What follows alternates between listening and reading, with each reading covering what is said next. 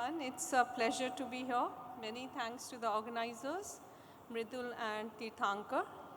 I do have a PPT which somebody is going to play for me, and we had decided that I'll pretend to be doing this when I know I can't change the PPTs from here. So if somebody could please upload them, that would be great. I have a very short presentation. I have been given about 10 to 11 minutes. So I'll take a minute and a half on each slide when they are put up. Rather than wasting the time, let me start with the presentation, and you can read it when it comes up.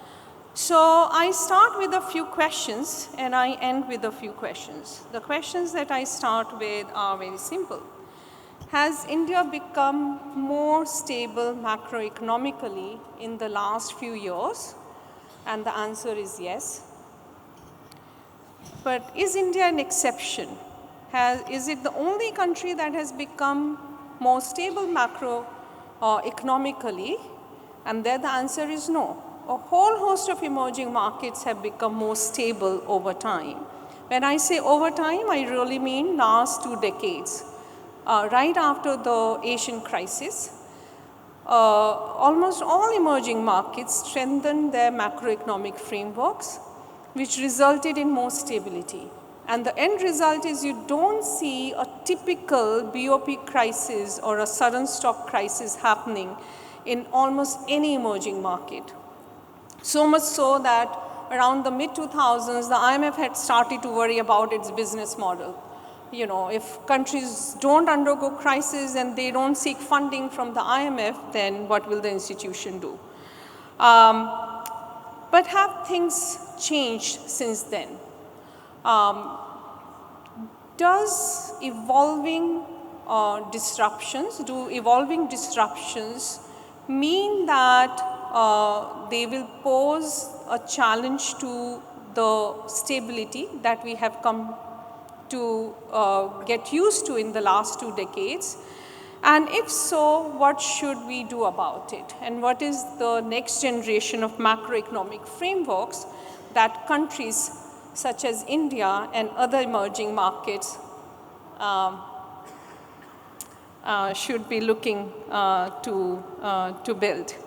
So when I said India and emerging markets have become more macroeconomically stable, and it's because of the stronger economic frameworks that they have, what do I mean by that? What I mean by that is more flexible exchange rates. Just remember 1990s was the decade of fixed exchange rates. Since then countries have moved on. They have flexible exchange rates. They do not have full floating exchange rates. I don't think there's any emerging market which has a full float. They all have managed floats.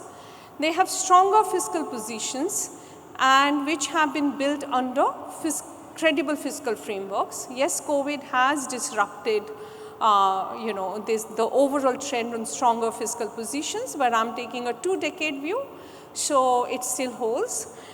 Most of the countries have built better monetary policy frameworks and more independent central banks. Most of the countries that we are talking about are doing so under inflation targeting, mostly flexible inflation targeting. A very important element of this framework was that countries started to build larger forex reserves and reduce the exposure to foreign currency in their debt portfolios. So the crisis of the 80s in Latin America and 90s were because of the buildup of foreign exchange exposure in the debt portfolios of countries and they not building a large enough forex reserves.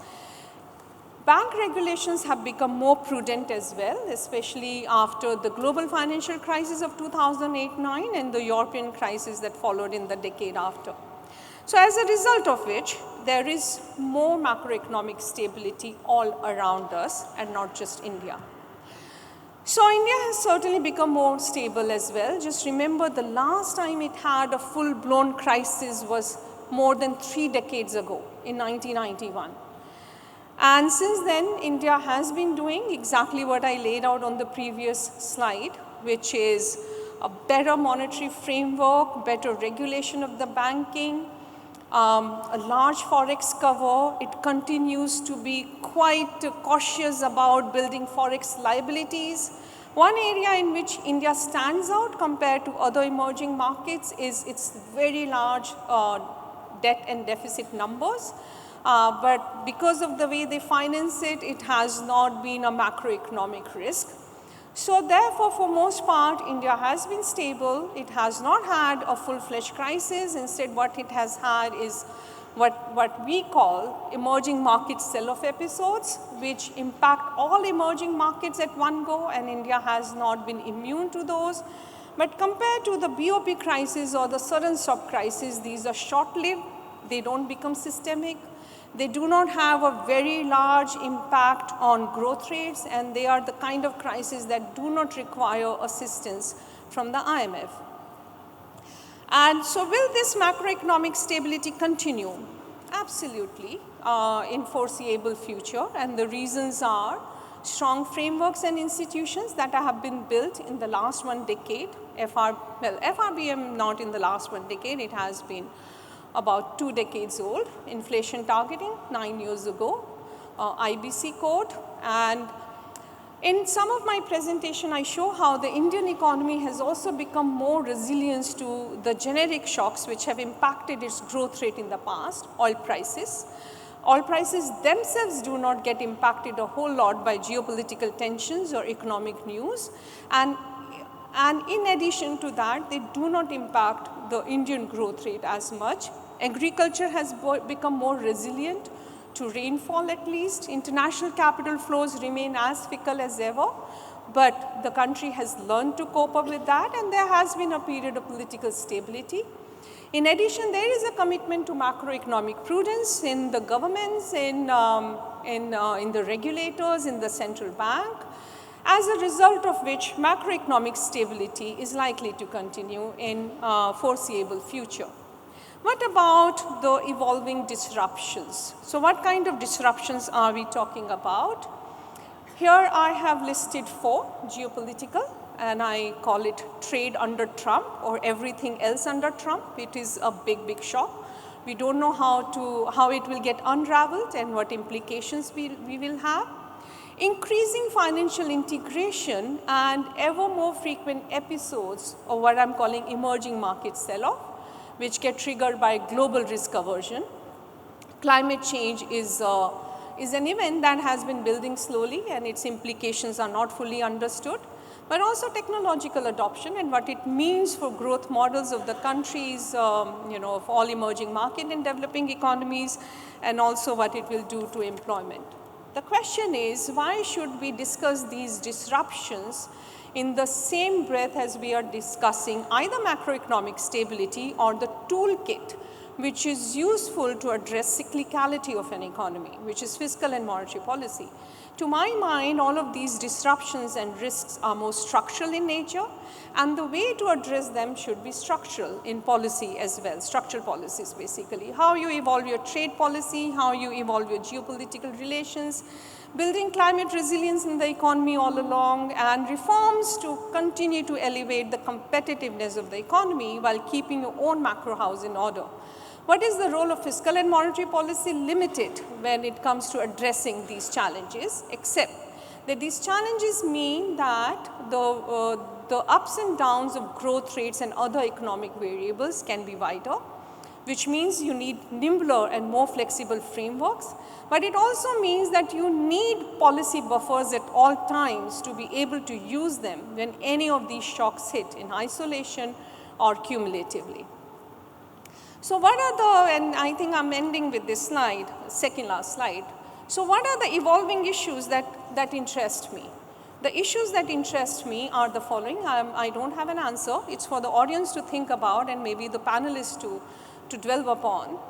At the current juncture, when the economy has been growing at a robust pace, when macroeconomic stability is here to stay, I think the futuristic questions are the kind that have interested me in the past few months, which is a financial sector growth ready?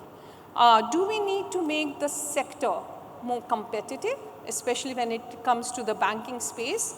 And what is our approach towards NBFC sector, both in terms of its role in the economy, but also its regulation? Are we preparing a central bank and a regulator of tomorrow, or are we just so fixated on inflation targeting as a framework, primarily as an observer and primarily as a commentator, but also as a policy maker, that we are not discussing sufficiently all the other things that a central banker and regulators have to do? What should be our approach towards exchange rate flexibility and reserve management? We have seen some action happen recently which did not go very well. But do we know what our approach should be? I have an answer, but it's for you all to think about. And what about the macroprudential measures, which have been largely absent from the toolkit? How do we want to go about them? As I said, India's public debt is high, and it's a bit of an anomaly. In particular, some of the states are under debt distress. Fiscal rules for most part are not being adhered to. What is our approach towards it? So, as a semi-academic, I would say that once a rule or a framework has been in place for as long as 2 decades or nearly a decade as far as the inflation targeting is concerned, then perhaps it's time to rethink them and make them nimble for the ground reality of today, which is the kind of challenges that we are talking about. What is our approach towards public capex versus private investments, public debt or private debt? What is our approach towards current account deficit? Is 1% current account deficit too low, just the right amount? And if we are, comfortable expanding it, what should be the way? In my mind, FDI is very, very important. And that's the last bullet point here. Are we too narrowly focused on domestic entrepreneurship and apprehensive about FDI, when the evidence shows that FDI can be a very good growth enabler? So just to end it all, in my view, the Indian economy is resilient for most part, but it would be useful to continue to evolve both the frameworks and regulatory capacity to stay ahead of the curve, to be ready for the growth of tomorrow. We ought to have a very good balance between growth, productivity, and stability. And perhaps we should ask ourselves, prudence for the sake of prudence, or is there a way to be smart about, navigating any potential trade-off between prudence, growth, and productivity? Thank you. Thank you, Poonam. Very much appreciate the time. The time was not a constraint in terms of the content from the think tank. I think she has flagged a host of questions which our panel would, I think, eminently debate. Saugata, let me come first to you. So, I know you are the person who would be key in the coming minutes when the minutes will be released for the MPC. And, but let me not come to that, I'll come to you later. What I want to start with is this criticism about inflation targeting framework, which seems to be coming to the fore over the last 1 year, not just in India, but worldwide. And I'll come to you on the worldwide angle. But in essence, we had the economic survey raising the issue of terms of trade. And we then had an article from the chief economic advisor, which very eminently listed 7 important facts about flexible inflation targeting. So do you agree with that criticism? Do you think inflation targeting is working well? Do it need something to be fixed there, or how? So Mridul, thank you for this opportunity, NSC, for the opportunity of participating in this forum. Look, as Dr. Gupta mentioned, when frameworks need to be continuously reassessed. So whether inflation targeting, my own sense is the flexible part of the inflation targeting has more or less served us well in terms of times of crisis, etc. It's done a fairly good job. Obviously now, given the fact that we are essentially trying to use a demand management tool, interest rates, to try to address a supply-related problem, needs to be addressed. There are multiple ways, and first off, I mean, this needs to be debated and discussed. I mean, there is no doubt about it. So long as the Act mandates inflation targeting, that's it. You are targeting headline inflation. There is nothing that can be done about it. Whether that's the appropriate framework needs to be debated, discussed. I mean, multiple issues. I mean, first the new CPI basket will come in, then there's a review scheduled for the flexible inflation targeting framework, etc. People have suggested, I mean, in terms of monetary policy, the first thing is it should be clear. The target should be very, very clear. Dr. Subbarao is here. I mean, he managed an incredibly difficult set of economic circumstances during his tenure. But as of now, I have no doubt in my mind that a target should be established, one unambiguous target. All the inflation, I think India is at the middle, the via media between the... So a point target and not a target band. We already have a target band. I mean, we do have flexible with the... Absolutely, we already have a target We don't band. have a target band, but we have tolerance limits. That's right, I mean tolerance limits to the target, which is part of the inflation, the flexibility in the inflation targeting. People have suggested some weight to be given to headline inflation, some weight be given to core inflation.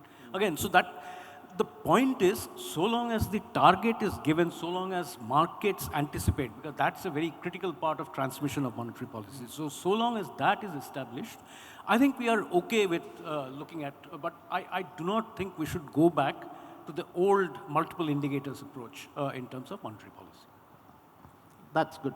Poonam, last year you were working with Barry Eichengreen, and sort of those articles were pretty defensive about what the inflation targeting is pretty good and sort of defending. Is there a rethink on that, or that broad line you still have? And what needs to be fixed in that? We did read some of your recent writings as well. So, when you think about the inflation targeting, the proof of the concept lies in the fact that once a country has adopted it, it has not moved out of it, which means the countries are finding it useful. And so I know Ranil is going to be talking about cross-country, but let me just take 15 seconds. So while writing that paper, it was a second paper, we analyzed the experience of some of the large emerging markets. And we realized that most of the countries, they do have a target and a band around it. Some of the countries only have a band, but all the countries have revised their framework at a frequency of 1 to 3 years. So if you want the framework to, so first the framework has worked and therefore it has been retained, but also there is this inherent mechanism to continue to revise the framework. Now let's come to India. The framework is flexible, as you said, as Mr. Bhattacharya said. And it is more similar to the previous multiple indicators approach than we appreciate. And I take pains in explaining this in research papers. Whether you do text analysis, whether you read the reports of the members, it's more multiple indicators than we appreciate. So my views haven't changed, that the framework has worked well. But whatever recent discontent there has been, it's about, because many other things that were needed for the framework to continue to well for as long as 9 years have not kept pace. CPI basket is one of them. The technical capacity to be able to forecast growth and inflation has not been built. Household inflationary expectations are totally misaligned for as far back as I remember. That has not been done. So I think we can't just build a framework and forget about it, especially for a large and fast growing and complex economy such as India. 9 years is too long a period, right? And again, so in one of the many op-eds I've written on inflation target, and I don't know why I took it upon myself to defend it, because I was very worried they'll junk it in favor of something which does not work as well. I have pointed out to the fact, I don't know whether it went into the op-ed or not, that if you're being given a dated basket over and over again, discuss with the government rather than all other kinds of skirmishes coming out, that you're giving me a basket which has been dated by 13 years. Just build your own basket and show how things should be. And we have tried to do that in the paper. We have tried to calculate the right basket. Yeah, but in all fairness, that was because the consumption expenditure survey didn't go through on the 2017. So we there- had a dated basket. There are many other So ways. that will get corrected now, I believe. Yeah, yeah. So, but you would say you still switch to core instead of headline? Is that what you are arguing in terms of CPI? No, headline with the right basket. Headline with the right basket. Headline with the right basket. When Thank you do you. that, your share, not just the share of food will come down. There's so much churning within food that we don't know about. We don't know when, when you reduce the weight of food, what will gain. Maybe it will be services. Maybe inflation will be higher. Maybe it will be as volatile. We don't know, right? It's a black box. Absolutely. Right? I think that's a very fair point in what we have. Ranil, is inflation targeting at risk worldwide? Like, are there rethinks about central bank autonomies and inflation targeting frameworks? And do we have something more meaningful to replace, or it's just the criticism? So I'm going to not surprise it. I mean, I'm not going to be, I'm going to agree too much right now. So I agree with both Dr. Bhattacharya and Dr. Gupta that inflation targeting globally has had an excellent track record, right? So since New Zealand started it around 2000, if anything, it's expanded its mandate, not narrowed. And as far as I can see, no country is yet considering pulling back. Yes, there's been increasing, shall we say, political pressure around inflation targeting and maybe too much of a focus sometimes on inflation and failing to meet inflation targets. But I think it's served those countries quite well.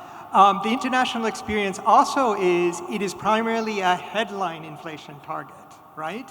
And for emerging markets, headline inflation is even more important than for advanced economies because it tends to more set expectations, the headline number, given the vulnerabilities for both food and fuel, energy prices, when you strip out core versus headline.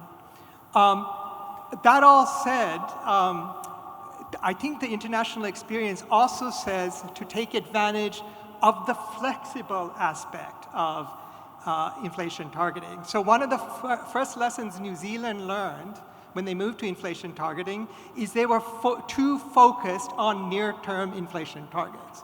So over time, they gradually increased it, and the standard today, as in India, is you have a medium-term target. So the country does not, even if you don't have almost all countries have some type of tolerance band, but there are exceptions, right? You have to exceed the upper end or be below the lower end for a period of time before the central bank has to report it. So that is to build in flexibility. And I think central banks, in some cases, can take more advantage of the flexibility. So for example, if you think there's certain aspects of prices that are temporarily spiked, the central bank can argue in the narrative, in its commentary, when they make a statement or in the minutes, the members can also argue that there's an opportunity to see through these temporary shocks. I think that is some of the lessons that the international experience is suggesting. Great. Neeraj, I'll come to you in a minute, but because I've liquidity. Before that, let me raise the issue of where rates are. I mean, there was this, some people started believing that the interest rates were a factor in the slowdown of the Indian economy. So some adjustment has been there in the last policy. You as an MPC member change your view from what happened in October and December to what happened in February. We got a 25 basis point cut. I'm sure your minutes which are coming out shortly will explain the reasons, but if you want to share a couple of them, and more specifically, is this rate right now? Is it with the current economic condition, is this where it should be in respect of the neutral rates?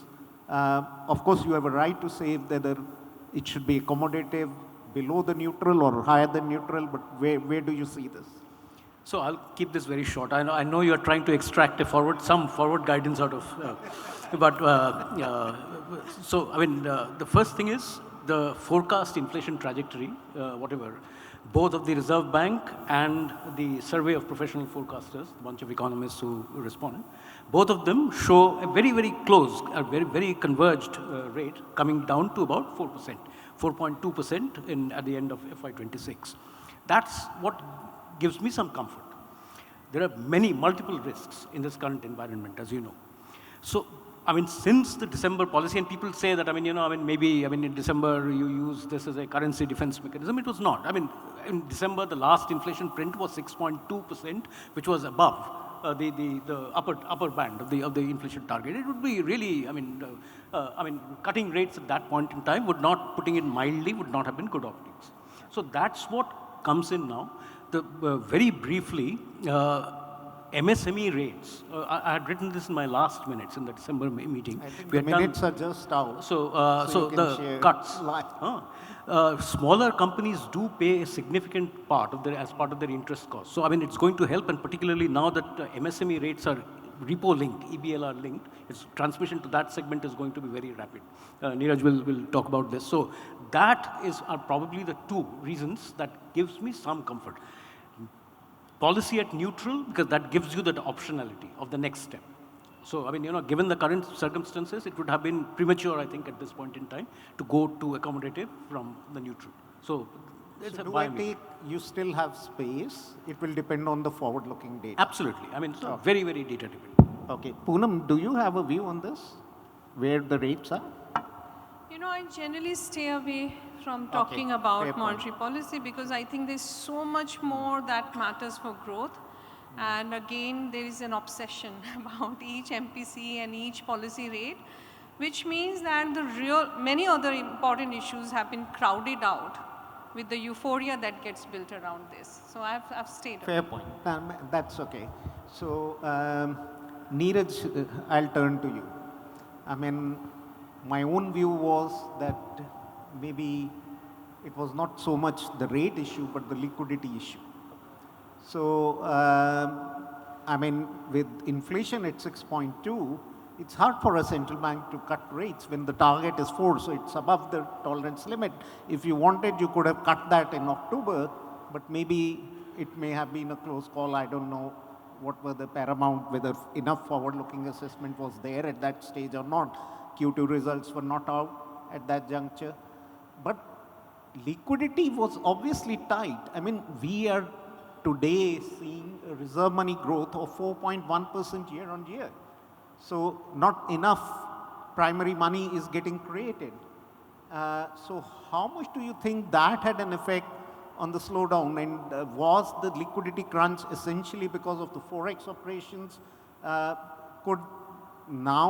Is it addressed given the operations which have been done by the Reserve Bank?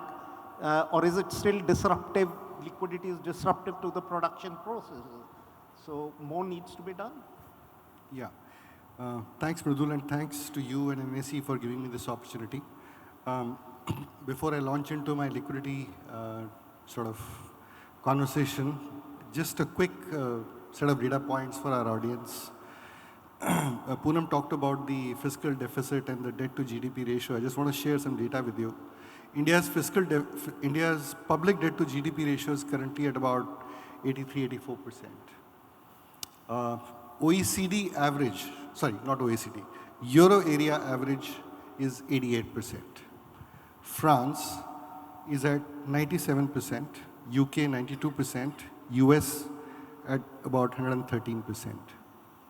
So looked at from the lens of debt to GDP ratio, what is developed and what is developing, I think is a bit of a question mark now. And put this in the context of the fact, and I was listening to Scott Bessent this morning talking to Bloomberg about... Sorry for interfering here. When you are comparing these numbers, are you trying to say that these numbers are good enough for India, or is there a debt sustainability issue? What I'm saying is globally, the equation between what used to look like a developed market economy from a debt to GDP ratio point versus what used to look like a developing economy, that equation has completely changed. And this goes to the point that do we need a new macroeconomic framework? Probably yes. And part of the reason I say this is because if you look at three large economies, France, UK, US, they're all running at about 7% annually. This morning, I was mentioning about Scott Bessent's interview with Bloomberg. He said that they're running at about 7% fiscal deficit. For them to get down fiscal deficit by 1%, they need $300 billion of government spending saving. So to get from 7 to 4%, and even 4% in a historical context will be very large for our market, they need $1 trillion of savings. It's a tough one. So how fast will these economies will come down to a fiscal deficit to GDP ratio of what is considered to be acceptable is a big question mark. And what does it do to the market is a big question. I just wanted to start with this initial emphasis, preamble to say that I would just add that the Trump administration's 1.0 tax cuts would expire at the end of next year.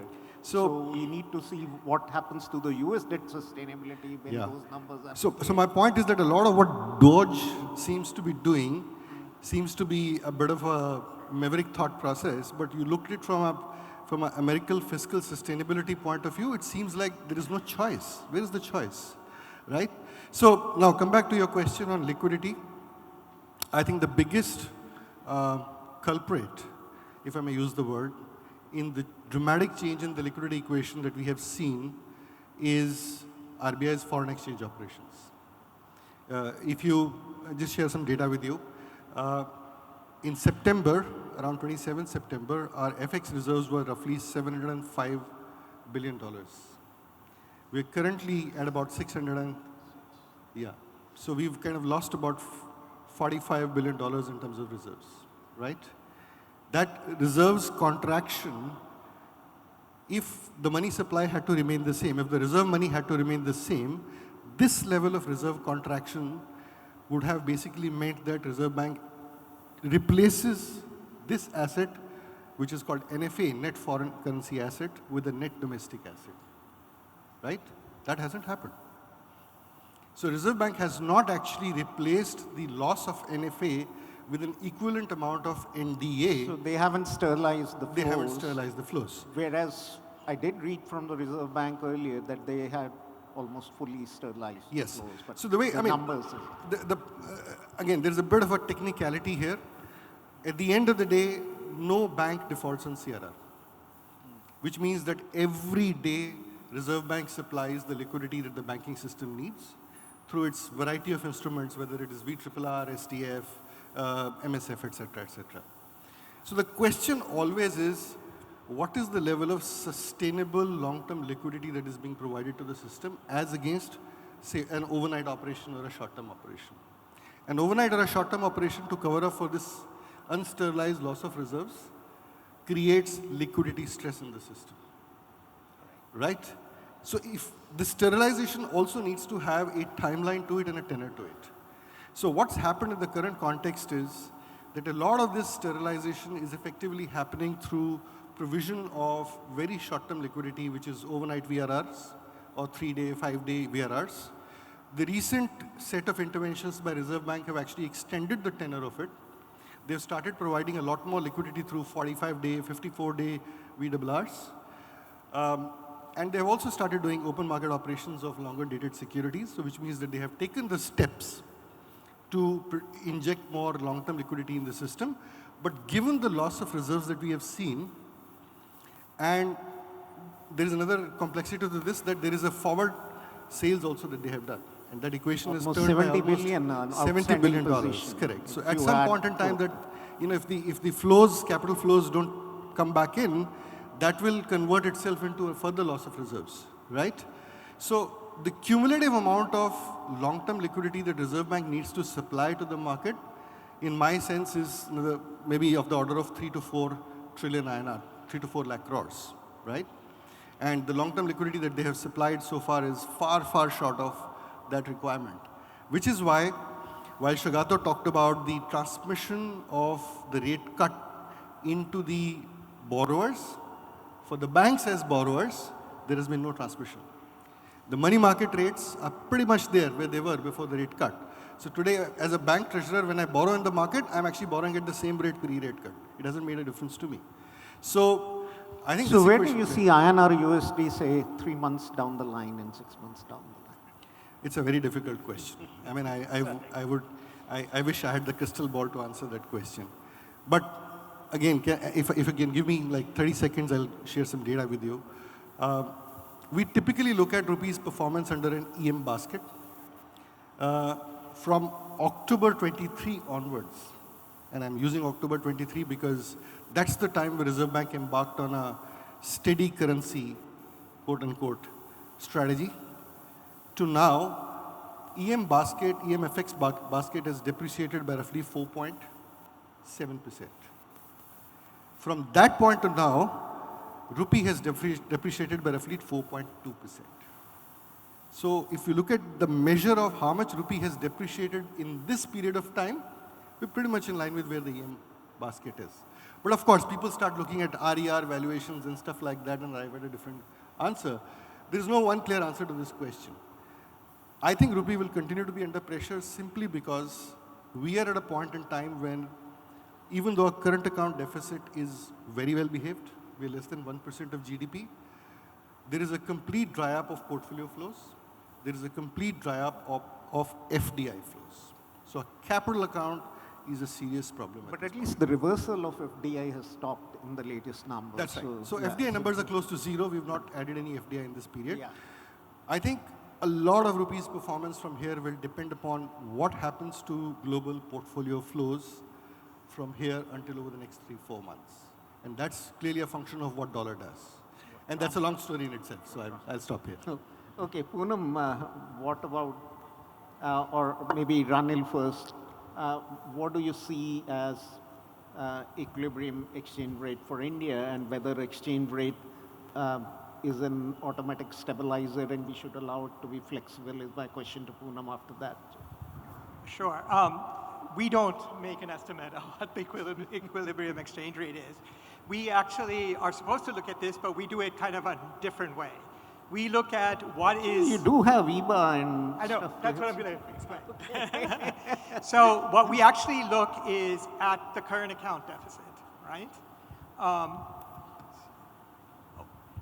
The current account deficit. So, and this is actually getting back to one of Neeraj's points.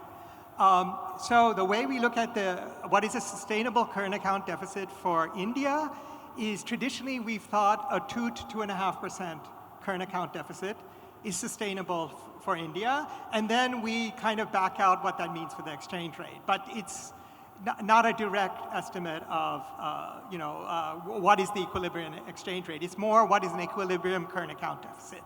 But what stands out for India recently is despite a very strong, for us, in our view, of what we would consider a strong current account position. Yes, it's in deficit, but it's a lower deficit than what we think should be sustainable for India.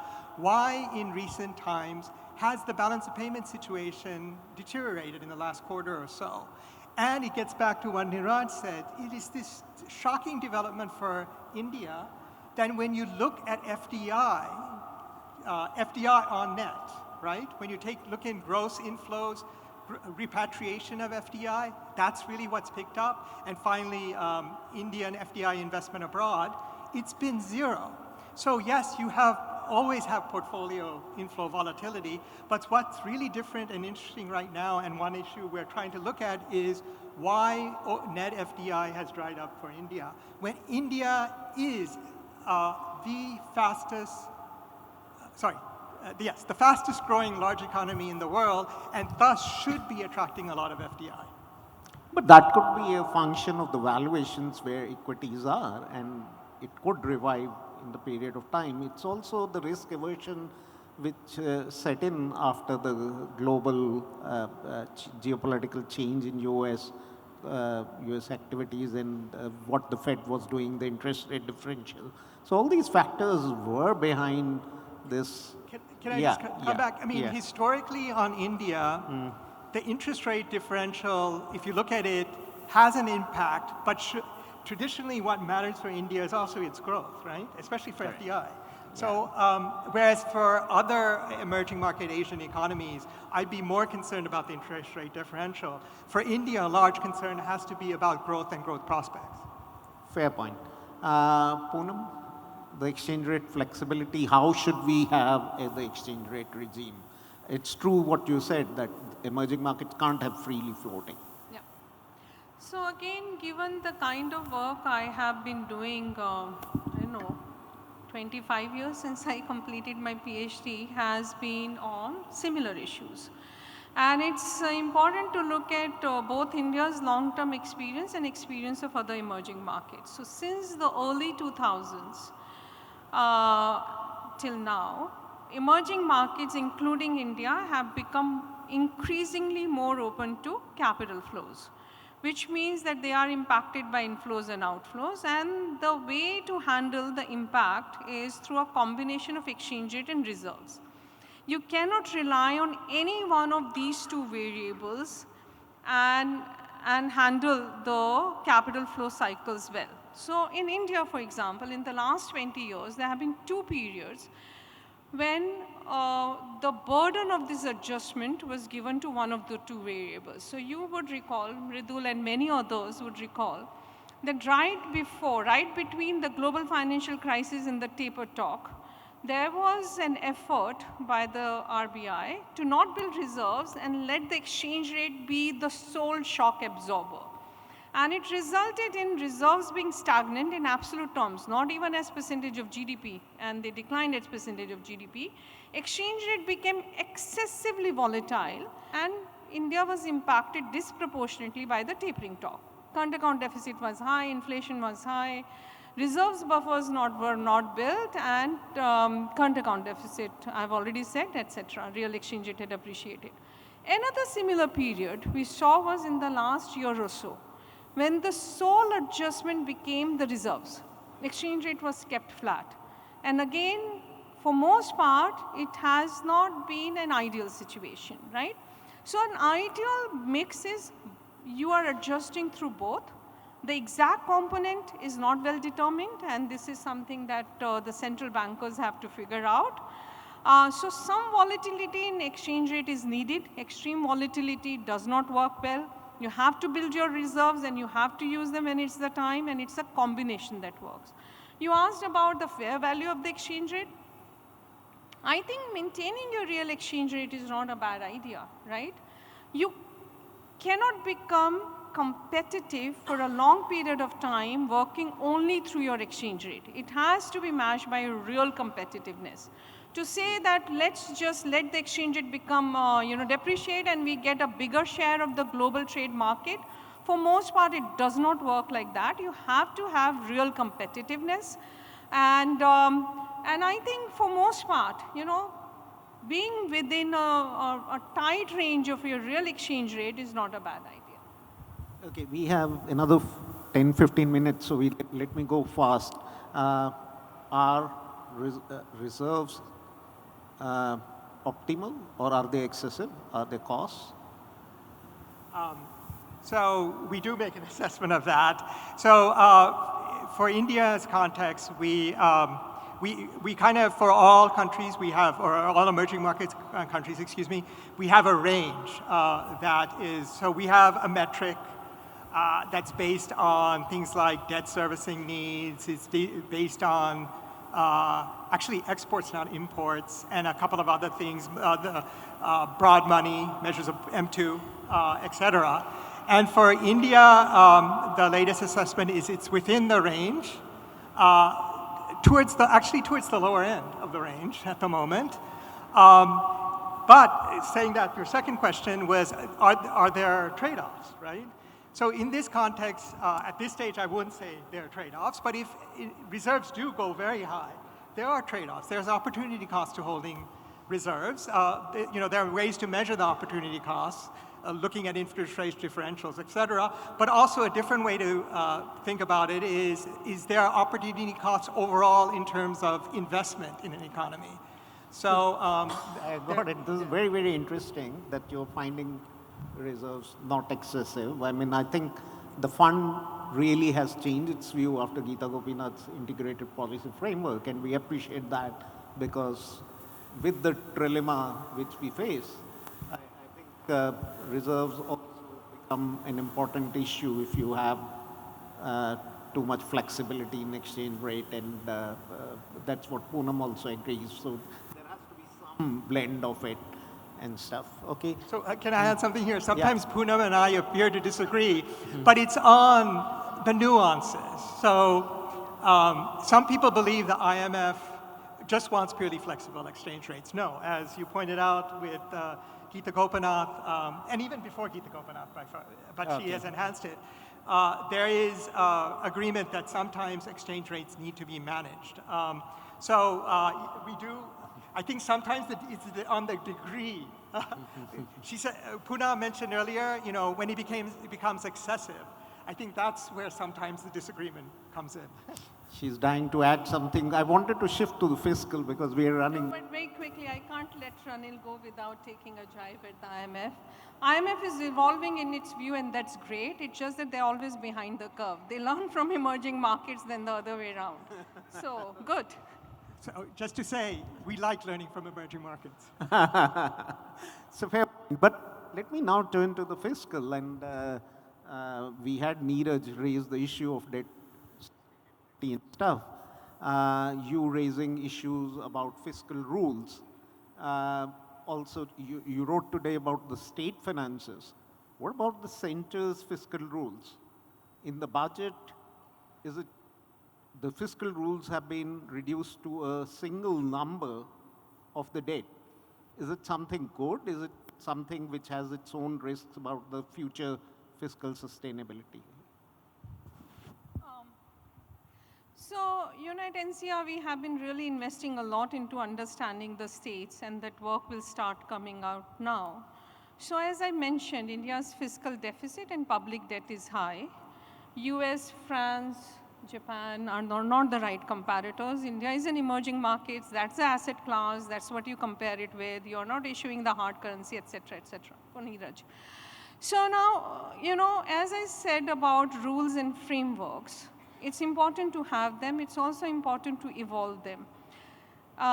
You can miss them. You can be flexible about them for a period of time. But we are a large, confident, fast-growing economy, and we need to evolve those rules.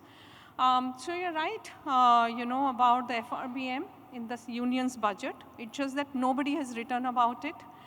And there is only so much that poor academics can do. So all the analysts who get excited about every MPC every 6 weeks, talk about other issues as well. But more important is the state level.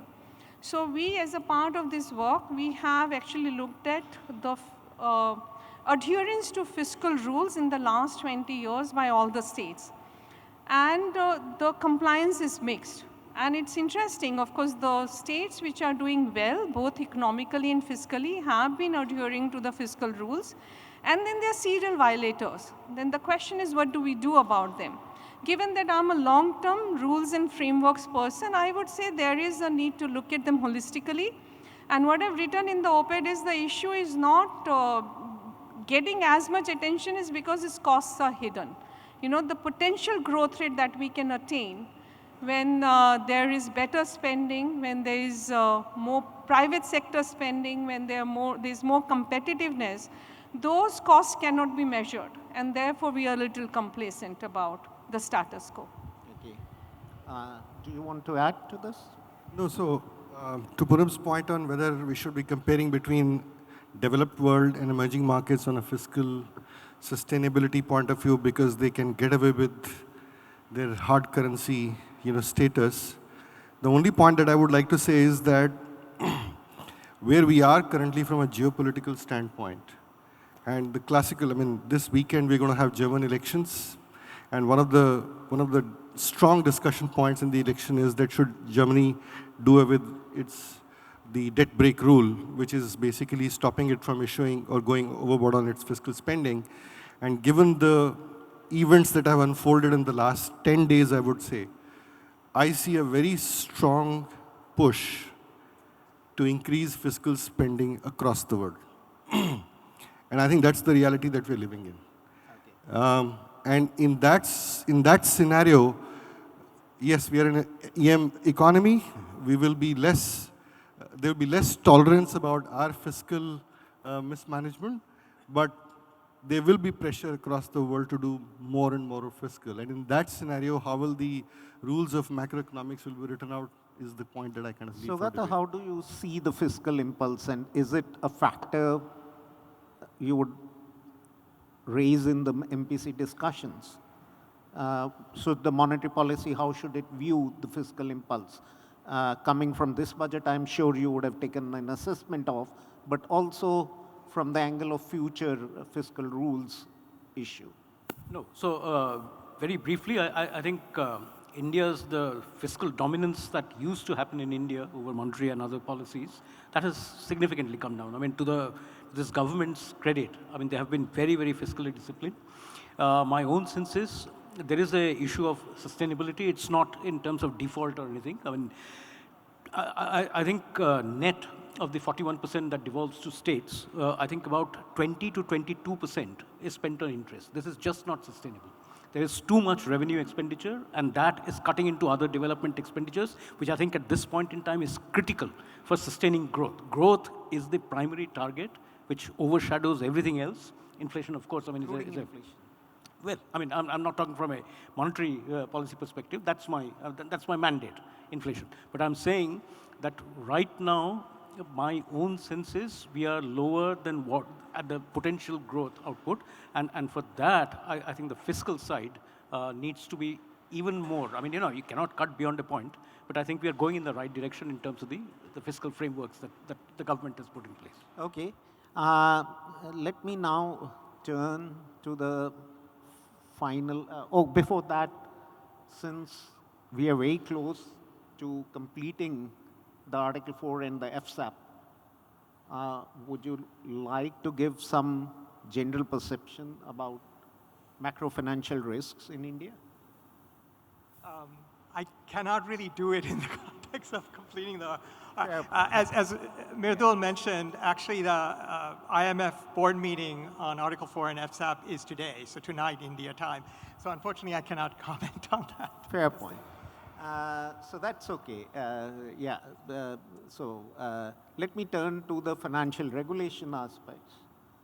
So basically, how do you view, basically, let me turn this to Neeraj. I think he's the best position to comment on it. There has sort of... Or worst positioned as a regulated entity. So there is this issue which has been voiced in the market and among other stakeholders, that the cost of regulation has gone up pretty high. Now, how do we balance the cost of regulation with macro-financial stability objective? So is now what is being done the right path? So I think, I mean, this is a debate on which there will never be a very clear answer as to is regulation good enough, bad enough, over-regulated, under-regulated. I think finding the balance itself is quite challenging in my view, because there is a regulated entity's view and there is a regulator's view and there is a wider sort of public view, which changes from circumstances to circumstances. I think the only 2 or 3 comments that I would like to make is that regulation obviously evolves in response to the environmental changes. So as technology has become a dominant way of doing business in financial services industry, regulation has also evolved to encapsulate the risks that are coming from technology side and to safeguard the system from those risks. So that is very understandable. Clearly in the recent past, we've seen that expansion of regulation. No, but here the pushback, though I didn't get the, I mean, I have to, I think none of you were there in the morning. Saugata was there when the bank debated this issue, and I asked him about the NCAER regulation. And there was this appreciation of what might happen in terms of the internet mobile deposits in the LCR calibration, where there was a pushback. But there was also this recognition that these deposits can fly like a jiffy. So No, how do we solve that? So one aspect is LCR, and I have my views on LCR and whether LCR is the answer to safeguard against that risk. But if I can just make this generic comment to say that, yes, of course, we need regulation to deal with these situations. But we also need to look at that as we add to this aspect of the regulation, are there any aspects which have now become redundant, irrelevant, because life has moved on? Right? Correct. So there is this general principle to say that for every one regulation that you bring in, you should find one regulation that you can take out because it is no longer relevant. So what do you suggest taking out? The SLR? So, I mean, no, precisely my point. I think, Right. I think that's a brilliant example that we have now moved from the SLR regime to an LCR regime, and LCR is a global regime, but we are still sticking on to SLR as a requirement. So Not that it's a dominant was requirement. debt markets for most of your years. I know from your history we have been engaging. How do you see if SLR is withdrawn, the government borrowing, how it will No, but get affected? LCR is there. In fact, today I end up maintaining more liquid assets under LCR than I'm required to maintain under SLR. Fair point. Right? I precisely have this. The point on LCR that I'm making is that India is the SVB crisis happened in US, right? It was a mid-sized bank in US which came under this pressure. India is probably the only jurisdiction which has proposed imposing LCR requirements on mobile banking deposits. Okay. Not even US has proposed it. Fine. So I think there is to be some calibration on No, what are we point trying to taken. achieve, right? What about the ECL framework and the project financing norms? I think some of these things have to be calibrated to our national requirements. We know that infrastructure spending in this country is going to be a big issue, whether banks do it, whether NBFCs do it, whether development finance institutions do it, whether this level of capital requirement upfront, what is the ability of these institutions then to be able to fund infra needs to be thought through. I think it's a key point for us, and therefore we should not rush into it. So we'll open up for questions unless, Poonam, you want to add to this anything? No, fine. So let me just open the floor to Q&A and then we move on to the last valedictory. Couple of questions if you want. Yeah, please. Somebody can hand over the mic.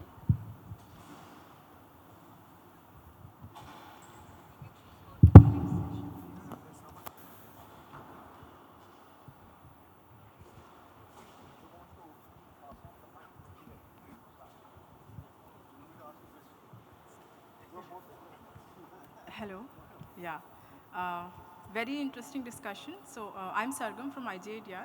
I have a, so what is the view of panelists on de-dollarization? Maybe this topic might be a little bit dated also, but is it, so I was seeing a recent report, maybe, I think it was from IMF only. So if you look at the reserves component, like especially the dollar reserves, which the emerging markets are holding, it is gradually going down.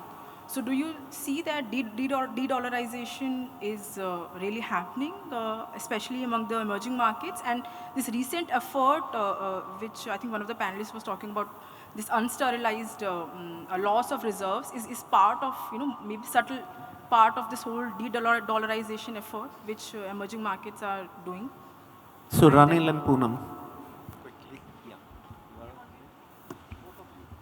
Quick, in short. I'll refer to the work done by Professor Barry Egan-Green on this topic, a frequent co-author. I haven't done anything myself. So he has done a couple of papers on this issue over a period of time. So he notices first, yes, the role of dollar as a reserve currency has been declining in the balance sheets of central banks.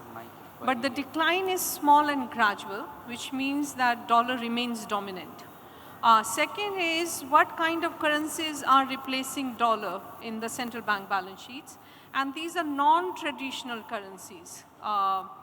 Singapore's, New Zealand, Australia's, to some extent even South Korea. So that's all I can reflect upon. Yes, a decline, a very gradual decline, quantitatively not very large, to the extent that dollar does remain dominant. roughly what Poonam said, based exactly, Barry's done some work on this area. There's a view of central banks that as part of their reserve management, they need to diversify more. But the diversification has been very gradual. In addition to what Poonam mentioned, there seems to be an increase in gold holdings again after they had reduced. And then because of trade purposes as well, there's some increase in the Chinese yuan. Hi, Neeraj, you are complaining about transmission not happening. So as we speak, maybe RBI heard you and announced a 10 billion FX swap, 3-year long term. So many more, maybe announcements are yet to come. So would you be more hopeful about transmission in a few months' time? And just another question for broader, the audience. RBI has cut 25 basis points. Suppose RBI did not cut 25 basis points. Would you think rupee would not depreciate or appreciate? Does a 25, 50 basis points rate cut move the needle for currency? Whereas if they don't cut, do you see the sacrifice to growth as more compared to, say, the rupee, which if you think would have depreciated anyway if RBI cut or did not cut 25 or 50 basis points? So to answer your first question, of course, as I mentioned, the Reserve Bank needs to do a lot more long-term sterilization. I think this is a part of that. So to that extent, yes, it's of course going to help. But it's coming in dribs and drabs. It's not sort of coming in one big package of, let's say, 2-3 trillion INR, which is then addresses the whole liquidity deficit that we're looking at from here until March end. So to that extent, I think it still kind of leaves a little bit of pressure on the market, and I'm hoping that steadily this will get addressed. I think I can also understand from Reserve Bank standpoint that they're dealing with so much uncertainty on flows that if you end up sterilizing all of it at one go, then would you end up sterilizing, rather would you end up injecting too much liquidity in the system that later on becomes a problem. So I think there is a balance that needs to be struck. But I don't expect from here until 31st March, rates in money markets to come off, simply because the last quarter banks are aggressively chasing deposits. So I think that pressure will stay. We'll see what really happens after 1st of April.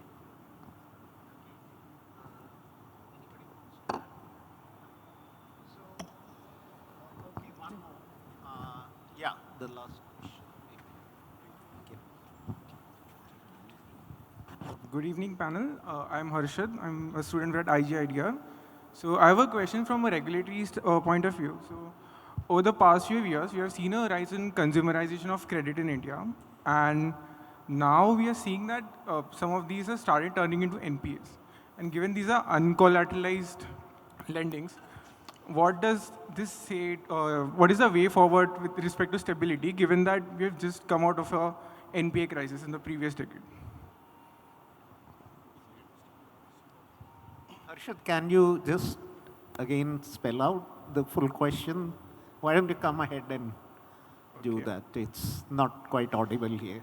So we have just come out of an NPA crisis in the previous decade, and there has been, in the current decade, there's been a rise in consumerization in India. And we have seen that some of these uncollateralized lendings have been turning into NPAs. So what is the way forward with respect to stability? Unsecured advances he's talking. So look, I mean, my perspective on this is that we reach a stage where the credit costs in the system had become quite low, historical standards, right? A certain amount of credit losses are a part and parcel of doing business in banking, right? So I think there is some normalization of that credit losses that is happening at this point in time. Obviously, there are few pockets of business where we are seeing this impact. It's not generalized, it's not across the board. It's only certain pockets where we are seeing this, and banks have, by and large, banking system has calibrated its lending in those pockets. So there has been a pullback in lending to MFIs, there's been pullback on unsecured lending across the banking system. Also bear in mind that these are short-term loans, 1 to 3 year maturity. So the system should be able to address whatever is coming at this point in time. Most of the banks seem to have adjusted their, lending standards, etc. So I don't think it's a systemic issue in that sense.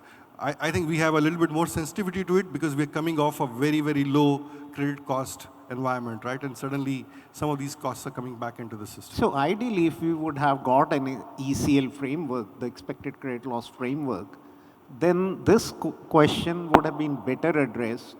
But apparently the banks are not in a position to do that in absence of. I'm sorry, I disagree with that. Yeah. ECL is an issue of providing for a future NPA today, right? Right. It's basically making sure that the balance sheets are fortified against future losses. But the expected, the unsecured advances, expected losses will get priced in. Let me just complete. One way to look at an ECL kind of a situation is what is the provision coverage ratio in the banking system, right? My assessment is that the provision coverage ratio in the banking system is quite robust at this point in time. And whatever is happening in the unsecured segment, banks are in a position to absorb these losses without having too much impact on their capital, right? So I don't think ECL framework would have protected you against this. This is a business cycle. It happens in credit cycle. You go through cycles. I think historically, after 2014 to 2018 cycle, we entered into a phase where credit costs just kept on coming down quite sharply. And now there is a normalization process that is happening. Okay, fine. That's a good view. So do we end it here, I think? So on this note, I think the final word is that the Indian financial system is pretty stable, and we agree with you. We were just discussing some nitty-gritties of this to see, are there fragilities? Are there something we can address better? Okay, thank you. Thanks, panel.